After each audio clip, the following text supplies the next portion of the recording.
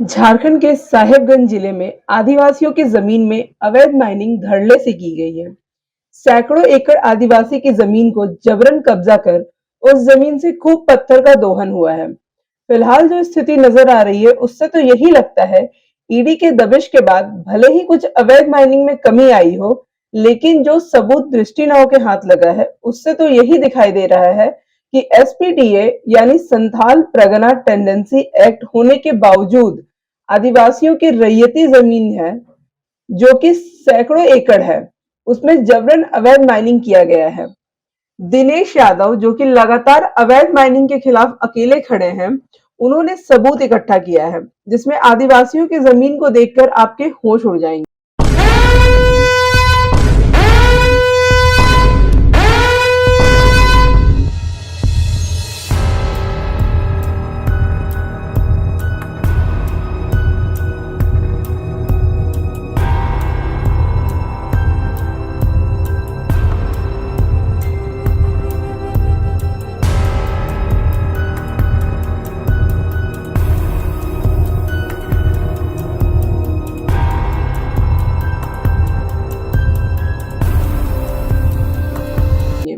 उस जमीन में अब बस तालाब बचा है। कहा जा रहा है कि पंकज मिश्रा और विष्णु यादव के संरक्षण में अवैध खनन हुआ है।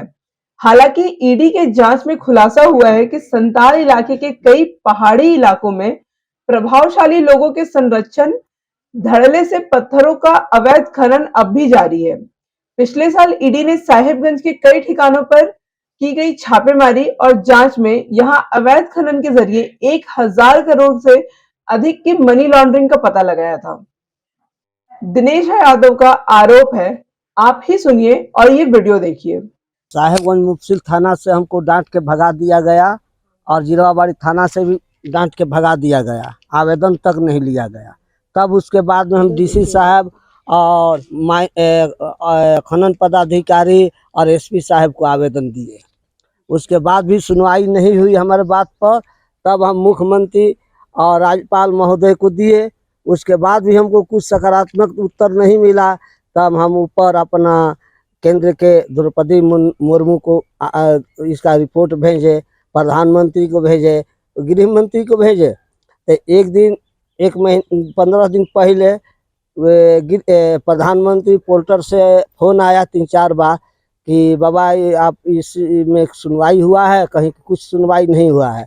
तो उसमें पूछा गया कि आपसे कोई कागजात मांगा गया है, तो नहीं मांगा गया है। तो वहाँ से वो लोग बोले कि आपका यहाँ से निस्तारण कर दिया गया है।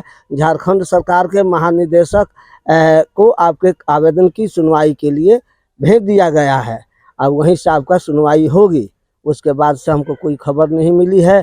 वही आज आए थे डीजीपी साहब से मिलने के लिए, तो अभी नहीं भेंट हुआ। तो रास्ते में बाबू साहब लोग मिल गए, इन लोग से अपना बात बताएं कि देखिए कि सब जगह देने के बावजूद भी कोई सुनवाई नहीं होती है और ग्रामीण लोग भी इसमें सहयोग दिए कि ना, गलत हो रहा है। ये ललन यादव करेसर भी अवैध चला रहा है। श्री भगवान यादव भयंकर भयंकर खदान कर दिया है जो छोटू यादव का। पंकज मिश्रा के जो सहयोगी छोटू यादव है ना साहेबगंज के, तो उसी के संपर्क से 3 साल से उसका संबंधी छोटू यादव का सभी लोग अवैध खनन इतना किया है, इतना अवैध ट्रांसपोर्टिंग किया है। जिरवाबाड़ी थाना से मिल करके, मुफसिल थाना से, मिर्जा चौकी थाना से मिल करके लाखों लाखों रुपया रोज ये लोग कमाया है और अवैध खनन किया है। और अभी भी ये लोग लुका चोरा करके खनन करता है और ट्रांसपोर्ट करेसर भी चलाता है बिना सीटीओ के भाड़े पर रह करके, और अपना भी है। और ब्रह्मानंद यादव जो है ना, अभी भी आप लोग पता लगाइएगा, बरही में जितना पुपलिंग वाला है सब पर 1-2 लाख रुपया चढ़ैले है। और उन लोग का ला करके मिर्जा चौकी से महादेवगंज तक भाड़ा में अवैध खनन दूसरों से, हिंदू मुस्लिम से करवाता है और मुनाफा अधिक से अधिक पाता है। अपना भी 3 गो पुपलिंग रखा है। और संत यादव तो मुफसिल थाना का तहसीली ट्रांसपोर्टिंग करता है। और पवन यादव जो है उसी का गिरोह का आदमी, वो पशु तस्करी उससे और भू माफिया का काम किया है। अमावती देवी का हाथ मार के तोड़ दिया था, जिसका केस करने वो गई बेचारी आदिवासी, तो उसका 107 का केस किया गया, जबकि हाथ टूटा हुआ था। और अभी 107 चल रहा है। बेचारी मुख्यमंत्री महोदय के पास नहीं पहुंच पा रही है, लेकिन कह रही थी कि हम वहां तक जाएंगे। और सुनो, उसका भी ज़मीन दखल कर लिया है। लौंगी देवी का भी संत यादव और पवन यादव ज़मीन दखल कर लिया गया ज़बरदस्ती तरीके से, और उसका भी बेचारी लड़ रही है, लेकिन कमज़ोर है, इसलिए सुनवाई नहीं होता है। क्योंकि उन लोग के फेवर में पुलिस बल है और अपना भी मास्टरमाइंड संत यादव है बदमाशों का, इसलिए इंसानों का सुनवाई नहीं हो पाता है। मार पीट के छुपा देता है। जिसकी ज़मीन में ये लोग अवैध खनन करता है, सब ज़बरदस्ती किया है। उन लोग बेचारा रो रो के कहता है कि हम गवाही देंगे, लेकिन उन लोग को भी मारने की धमकी देता है, थू देता है। हमको भी, अब जब सब जगह हम आवेदन दिए हैं, तो श्री भगवान यादव, ललन यादव ने जान से मारने और मरवाने की धमकी भेजा है। वो कभी ये पहली बार हुआ है जब आदिवासी मुख्यमंत्री होते हुए आदिवासियों की जमीन लूट और अवैध माइनिंग का खेल का खुलासा हुआ है। इस मामले में बताया जाता है कि कोई भी खनन पट्टा नहीं लिया गया है और आदिवासियों की जमीन का दोहन होता रहा है। मंडरो अंचल, मौजा जोकमरी, सीट नंबर 1 और 2, मौजा डेमा, मौजा मरीकुट्टी के पहाड़ पर अवैध खनन हुआ है, जिसमें सैकड़ों एकड़ आदिवासी जमीन पर दबंगों ने खनन किया। इस मामले में दिनेश यादव ने महामहिम द्रौपदी मुर्मू को भी पत्र लिखकर कार्रवाई का अनुरोध किया है। जांच में यह बात सामने आई है कि अवैध खनन रात में चलता था। पहाड़ के सबसे ऊंचाई वाले इलाके में अवैध खनन के सबूत मिले हैं। कई जगह ब्लास्ट कर पहाड़ को उड़ाया जाने का भी सबूत मिला है। जांच में इसके संकेत मिले हैं कि अवैध खनन जेल में बंद सीएम के विधायक प्रतिनिधि पंकज मिश्रा और विष्णु यादव के संरक्षण में चल रहा था। इस पूरे मामले को लेकर ईडी ने साहिबगंज के एसपी को पत्र लिखा है। भी ललन यादव, श्री भगवान यादव मरवा सकता है। इसलिए इसमें हम ये कहेंगे कि जब से हेमंत सरकार बनी है 3 साल से, दिनेश यादव जी, हाँ, जिस तरीके से यहाँ पे मतलब कि आप बता रहे हैं कि आपको जान से मारने की धमकी दी जा रही हाँ, है, तो जो लोग अवैध खनन करते हैं उनमें आपको क्या लगता है किसी बड़े पदाधिकारी का भी हाथ है या फिर सिर्फ वहाँ के आदि यादव गिरोह ही ऐसा कर रहे हैं? इतना हमको पूरा विश्वास है कि इसमें बड़े पदाधिकारी लोग की मिली भगत है। अगर नहीं रहती तो जितना वीडियो बना करके उन लोग के व्हाट्सएप पर भेजे हैं, सब देखे हैं, आवेदन भी दिए हैं। एक दीवार का ईंटा जब सच्चाई जानती है तो हमारा सब पदाधिकारी सच्चाई जानते हैं, लेकिन कान में तेल लगा करके चुप बैठे हुए हैं।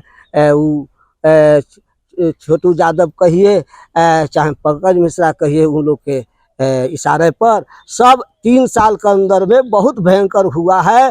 जितना कि हमारा झारखंड सरकार को आमद नहीं हुआ है, उससे ज़्यादा इन लोग के जेब में झारखंड की पूंजी गई है। आज झारखंड सरकार के पास में पेंशन देने के लिए पैसा नहीं है, राशन देने के लिए पैसा नहीं, गरीबों के देखभाल के लिए पैसा नहीं है, लेकिन उनके कार्यकर्ताओं के पास अरबों अरबों रुपया बढ़ा हुआ है बुरे कारनामों से। और इसमें बुरे कारनामों में भू माफिया, पशु तस्करी सब काम है। मंटू यादव, रमेश यादव, ये लोग पशु तस्करी करने वाला वो लोग का आदमी है पवन यादव का। और मंटू यादव में मिर्जा चौकी थाना में पशु तस्करी के बारे में केस भी दायर है, लेकिन ये लोग मिला जुला के सब चलाता है। अभी भी धड़ल्ले से पशु जाती है पहाड़ के किनारे से, गंगा के किनारे से। मंटू यादव, रमेश यादव और सोनू यादव, जो कि सुभाष का लड़का है पत्थलखानी का, वो लोग पार कराता है। हम लोग कभी आवाज़ उठाते हैं घेर घार करने के लिए तो वो लोग पुलिस के धमकी देता है। इस डर से वो लोग को पशु हम लोग नहीं घेर पाते हैं। हम लोग को सुरक्षा प्रदान की जाएगी तो हम लोग पशु लोग का पकड़वा करके सरकार को दिखा देंगे। हम झारखंड सरकार से निवेदन है कि झारखंड का राजस्व पवन यादव, ललन यादव, संत यादव, ब्रह्मानंद यादव, शिवजी यादव और विकास यादव, श्री भगवान यादव, ये लोग आप लूट रहे हैं और हमारे झारखंड सरकार की संपत्ति खजाना खाली हो रहा है। हम झारखंड वासी को किसी तरह की मदद नहीं मिल रही है, चूँकि हमारे मुख्यमंत्री के पास खजाना ही खाली है, लेकिन उन लोग के कार्यकर्ता के पास तो कहने की बातें नहीं। रोज पेट्रोल टंकी नया खुलता है, क्रेशर नया खुलता है, नया नया कारोबार खुलता है।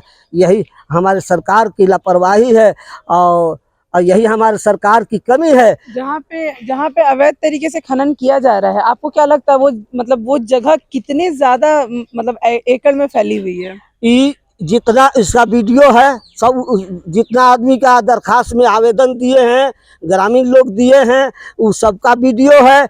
इसका सरकार का अरबों लाख करोड़ों रुपया का राजस्व एक एक आदमी के पास निकलेगा। ये हम वचनबद्ध हैं हम दिखाने के लिए, और सरकार सब वहाँ चल करके अपने स्तर से चाहे किसी तरह जांच कर ले कि हमारी बात झूठ है। अगर झूठ होगा तो हमको वही जान से मार दे, लेकिन चोरों के हाथ से हमको मारने से बचाएं। हम आपके मदद कर रहे हैं, आपकी पूंजी बचा रहे हैं और आपकी रक्षा कर रहे हैं, और बुरे लोगों के अन्याय अत्याचार को रोकना चाहते हैं, भ्रष्टाचार को रोकना चाहते हैं। हमारे अफसर लोग भी चंद रुपये के लालच में हम इंसानों के घरों को उजाड़ रहे हैं। जो सच्ची आवाज़ उठाते हैं, सच्ची बात बोलते हैं, उनके मुंह पर थप्पड़ मारा जाता है, उनको केस में फंसाने की साजिश रची जाती है और झूठ मूठ के केस में फंसाया जाता है। जो यह थाना का और जिला का ही रवैया हो गया है, जो कि कहीं सुनवाई नहीं हो रही है।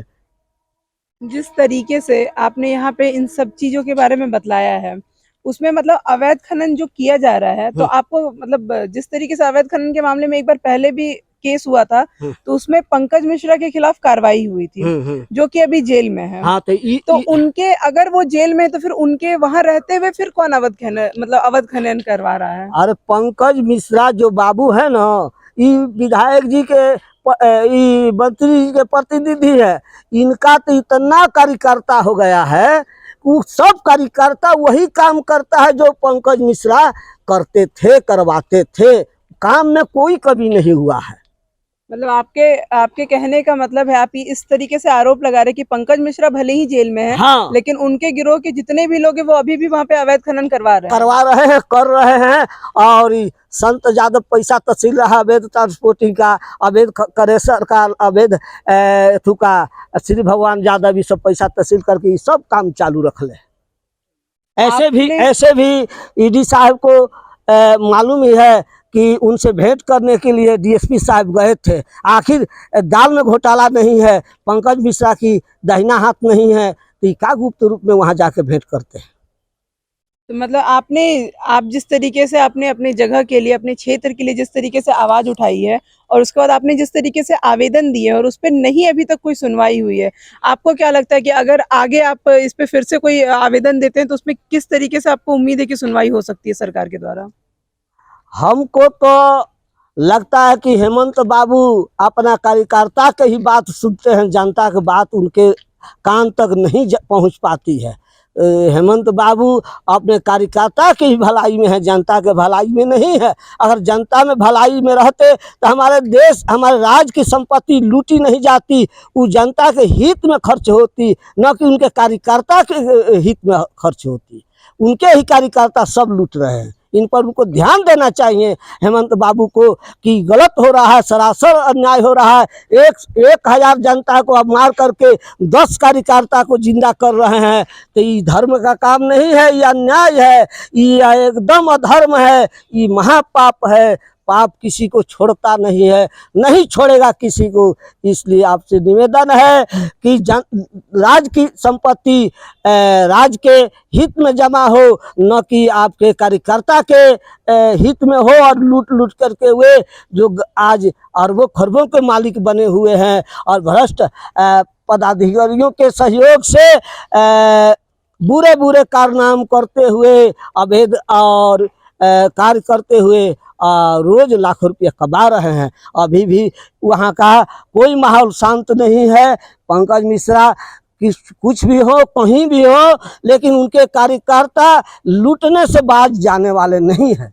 वो लूट ही रहे हैं, क्योंकि उनके अफसर लोग और उनके कार्यकर्ता लोग आप आदत छोड़ने वाले नहीं है, वो आदत बना हुआ ही है।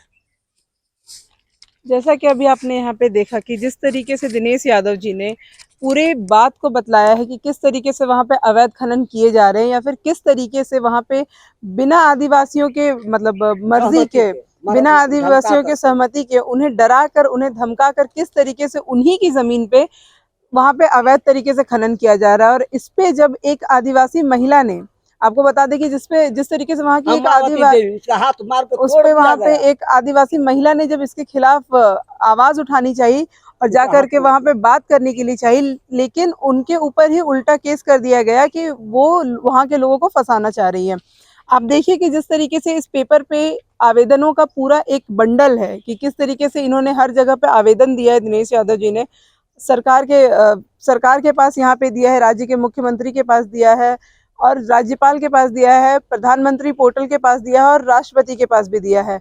अब हमें बस इस चीज को देखना है कि अगर सरकार इस मामले में कोई कार्रवाई करती है तो कार्रवाई कब तक होगी। और अवैध खनन के मामले में एक बार पहले भी पंकज मिश्रा के ऊपर कार्रवाई हो चुकी है, लेकिन आपको बतला दें कि पंकज मिश्रा के जेल में रहते हुए भी अभी साहेबगंज में धड़ल्ले तरीके से अवैध खनन का मामला हो रहा है।